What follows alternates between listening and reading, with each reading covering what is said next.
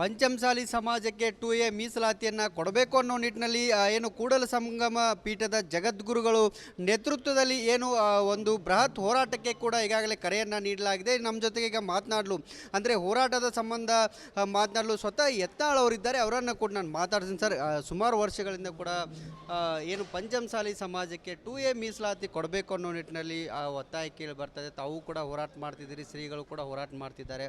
ಆದರೆ ಈ ಹೋರಾಟ ಈಗ ಅಧಿವೇಶನದಲ್ಲಿ ಕೂಡ ಈಗ ಮಾಡ್ತಿರುವಂಥದ್ದು ಈ ಬಗ್ಗೆ ನೋಡಿ, ಇದು ಹೋರಾಟ ಇವತ್ತು ನಿನ್ನೆದಲ್ಲ, ಸುಮಾರು 30 ವರ್ಷದಿಂದ ನಮ್ಮ ಸಮಾಜದ ಎಲ್ಲ ಹಿರಿಯರು ಮಾಡ್ಕೊಂಡು ಬಂದಿದ್ದಾರೆ.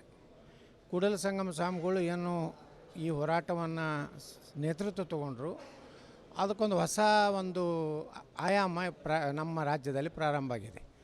ಪಾದಯಾತ್ರೆ ಮಾಡಿದ್ರು, ಪ್ರತಿಯೊಂದು ಹಳ್ಳಿಗೆ ಹೋದರು, ಸಮುದಾಯದ ಜನಜಾಗೃತಿ ಮಾಡಿದ್ರು ಮತ್ತು ಎಲ್ಲ ರೀತಿಯ ಹೋರಾಟ ಫ್ರೀಡಮ್ ಪಾರ್ಕ್ನಲ್ಲಿ ಧರಣಿ ಮಾಡಿದ್ರು. ನಾವು ವಿಧಾನಸಭೆಯಲ್ಲಿ ನಾವು ಸಂಘರ್ಷ ಮಾಡಿದ್ದೀವಿ. ಆದರೆ ಇದಕ್ಕೆ ನಮ್ಮ ಸರ್ಕಾರ ಇದ್ದಾಗ ಇದಕ್ಕೊಂದು 2D ಅನ್ನುವಂಥದ್ದು ಕೇವಲ ಪಂಚಮಸಾಲಿಗಳಿಗೆಲ್ಲ 2Aದಲ್ಲಿ ಯಾರು ಲಿಂಗಾಯತ ವೀರಶೈವರು ಬಿಟ್ಟು ಹೋಗ್ಯಾರೋ ಅವ್ರಿಗೆಲ್ಲರಿಗೂ ಸಹಿತ ಮರಾಠ, ಜೈನು, ಕ್ರಿಶ್ಚನ್ ಇವರಿಗೆಲ್ಲ ಕೂಡ 7% ನಮಗೆ ಮೀಸಲಾತಿಯನ್ನು ಬೊಮ್ಮಾಯಿ ಸರ್ಕಾರ ಪ್ರಧಾನಮಂತ್ರಿಗಳ ಒಂದು ನಿರ್ದೇಶನದ ಮೇಲೆ ಜಾರಿ ಮಾಡಿದರು. ಆದರೆ ಅದರ ಮೇಲೆ ಸುಪ್ರೀಂ ಕೋರ್ಟ್ನಲ್ಲಿ ಒಬ್ಬರು PIL ಹಾಕಿದ್ರಿಂದ ಅದು ಜಾರಿಯಾಗಿಲ್ಲ. ಅದಕ್ಕೆ ಕಾಂಗ್ರೆಸ್ನವ್ರು ಇವತ್ತು ಹೇಳ್ತಾ ಇದ್ದಾರೆ ನಾವು 2Aನೇ ಕೊಡಿಸ್ತೀವಿ ಅಂತ ಹೇಳ್ತಾ ಇದ್ದಾರೆ. ನಾಳೆ 10ನೇ ತಾರೀಕಿಗೆ ಇಲ್ಲಿ ರ್ಯಾಲಿ ನಡೀತಾ ಇದೆ. ಅಲ್ಲಿ ಕಾಂಗ್ರೆಸ್ ಶಾಸಕರು, ಕಾಂಗ್ರೆಸ್ ಮಂತ್ರಿಗಳೇನು ನಮ್ಮ ಸಮಾಜದವರು ಅದಾರ, ಅವ್ರ ನಿಲುವು ಅಲ್ಲಿ ಪ್ರಕಟ ಆಗ್ತದೆ.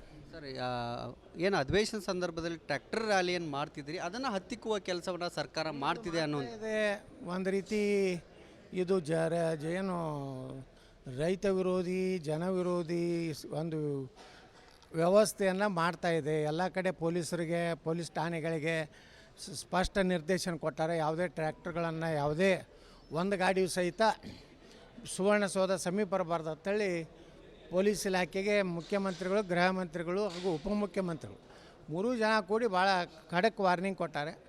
ಈ ವಾರ್ನಿಂಗ್ನಿಂದ ಏನಾದರೂ ಅನಾಹುತ ಆದರೆ ಅದಕ್ಕೆ ಅವರೇ ಜವಾಬ್ದಾರಿ ಆಗ್ತಾರೆ.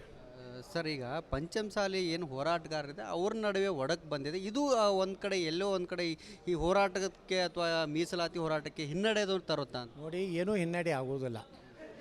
ಇಲ್ಲಿರೋದು ಜನರ ಬಡವರ ಸಲುವಾಗಿ ಹೋರಾಟ ಮಾಡಕತ್ತಿದ್ದು. ಕೆಲವೊಂದು ಸ್ವಾರ್ಥಿಗಳು ತಮ್ಗೆ ಅವಕಾಶ ಇದ್ದಾಗ ಹೋರಾಟ ಮಾಡ್ತಾರೆ, ಹಿಂದೆ ಸರಿತಾರೆ.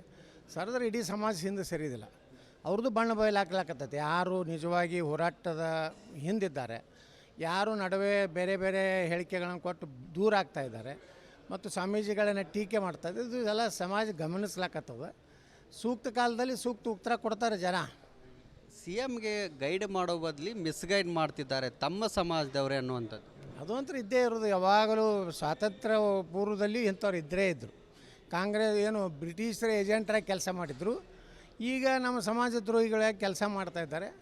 ಯಾವಾಗಲೂ ಇದು ನಡೀದೆ. ಇದು ಏನು ರಾಮಾಯಣ ಮಹಾಭಾರತದಿಂದ ನಮ್ಮಲ್ಲಿ ನಡೆದಿದ್ದು ಒಂದು ಇದನ್ನೇ ಐತಿ, ಪ್ರವೃತ್ತಿ ಐತಿ. ಅದಕ್ಕೇನು ಹೆದರೋದು ಬೇಕಾಗಿಲ್ಲ. ನ್ಯಾಯ ಎಲ್ಲಿರ್ತದೆ, ಒಂದು ದಿವಸ ನ್ಯಾಯಕ್ಕೆ ಏನದ ಜಯ ಸಿಗ್ತದೆ. ಇವರು ವಿಜಯಾನಂದ ಕಾಶ್ಯಪ್ನವರೊಂದು ಆರೋಪ ಮಾಡ್ತಿದ್ದಾರೆ, ಶ್ರೀಗಳು BJP ಅಣತಿಯಂತೆ, ಯತ್ನಾಳ್ ಅವರು ಅಣತಿಯಂತೆ ಹೋರಾಟ ಮಾಡ್ತಿದ್ದಾರೆ ಅನ್ನುವಂಥ. ಅಂಥವ್ರ ಬಗ್ಗೆ ನಾನು ಏನು ಹೇಳಿಕೆಯನ್ನು ಕೊಡೋದಿಲ್ಲ.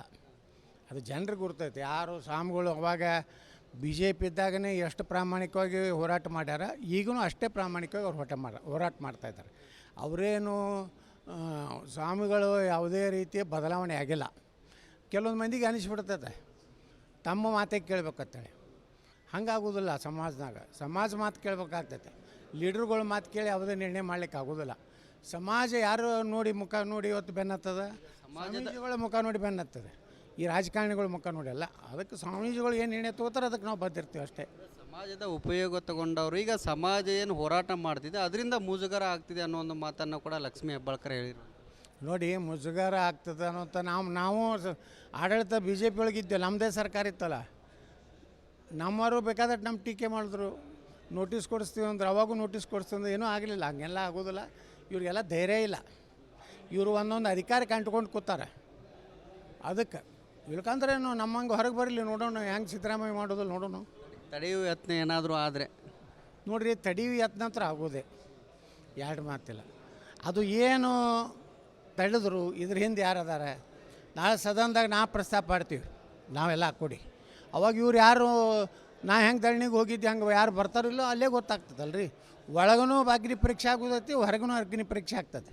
ಪಂಚಮಸಾಲಿ ಸಮಾಜಕ್ಕೆ 2A ಮೀಸಲಾತಿಯನ್ನು ಕೊಡಬೇಕು ಅನ್ನೋ ನಿಟ್ಟಿನಲ್ಲಿ ಏನು ಕೂಡಲ ಸಂಗಮ ಪೀಠದ ಜಗದ್ಗುರುಗಳು ನೇತೃತ್ವದಲ್ಲಿ ಏನು ಒಂದು ಬೃಹತ್ ಹೋರಾಟಕ್ಕೆ ಕೂಡ ಈಗಾಗಲೇ ಕರೆಯನ್ನು ನೀಡಲಾಗಿದೆ. ನಮ್ಮ ಜೊತೆಗೆ ಈಗ ಮಾತನಾಡಲು ಅಂದರೆ ಹೋರಾಟದ ಸಂಬಂಧ ಮಾತನಾಡಲು ಸ್ವತಃ ಯತ್ನಾಳ್ ಅವರಿದ್ದಾರೆ, ಅವರನ್ನು ಕೂಡ ನಾನು ಮಾತಾಡ್ತೀನಿ. ಸರ್, ಸುಮಾರು ವರ್ಷಗಳಿಂದ ಕೂಡ ಏನು ಪಂಚಮಸಾಲಿ ಸಮಾಜಕ್ಕೆ 2A ಮೀಸಲಾತಿ ಕೊಡಬೇಕು ಅನ್ನೋ ನಿಟ್ಟಿನಲ್ಲಿ ಒತ್ತಾಯ ಕೇಳಿ ಬರ್ತದೆ. ತಾವು ಕೂಡ ಹೋರಾಟ ಮಾಡ್ತಿದ್ದೀರಿ, ಶ್ರೀಗಳು ಕೂಡ ಹೋರಾಟ ಮಾಡ್ತಿದ್ದಾರೆ.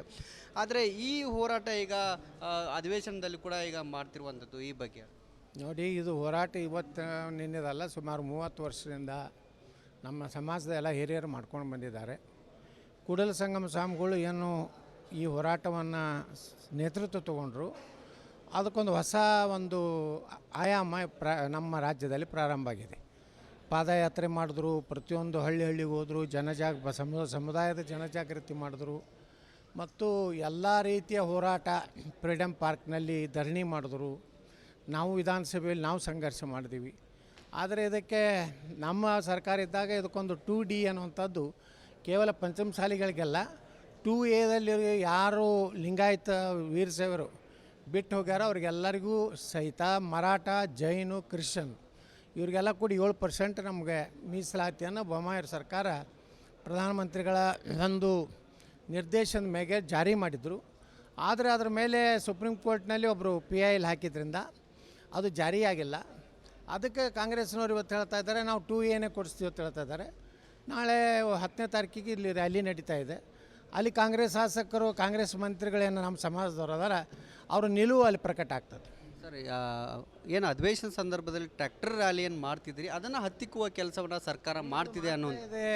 ಒಂದು ರೀತಿ ಇದು ಏನು ರೈತ ವಿರೋಧಿ, ಜನ ವಿರೋಧಿ ಒಂದು ವ್ಯವಸ್ಥೆಯನ್ನು ಮಾಡ್ತಾಯಿದೆ. ಎಲ್ಲ ಕಡೆ ಪೊಲೀಸರಿಗೆ, ಪೊಲೀಸ್ ಠಾಣೆಗಳಿಗೆ ಸ್ಪಷ್ಟ ನಿರ್ದೇಶನ ಕೊಟ್ಟಾರೆ. ಯಾವುದೇ ಟ್ರ್ಯಾಕ್ಟರ್ಗಳನ್ನು ಯಾವುದೇ ಒಂದು ಗಾಡಿಯು ಸಹಿತ ಸುವರ್ಣಸೌಧ ಸಮೀಪ ಬರಬಾರ್ದು ಅಂತೇಳಿ ಪೊಲೀಸ್ ಇಲಾಖೆಗೆ ಮುಖ್ಯಮಂತ್ರಿಗಳು, ಗೃಹ ಮಂತ್ರಿಗಳು ಹಾಗೂ ಉಪಮುಖ್ಯಮಂತ್ರಿಗಳು 3 ಜನ ಕೂಡಿ ಭಾಳ ಖಡಕ್ ವಾರ್ನಿಂಗ್ ಕೊಟ್ಟಾರೆ.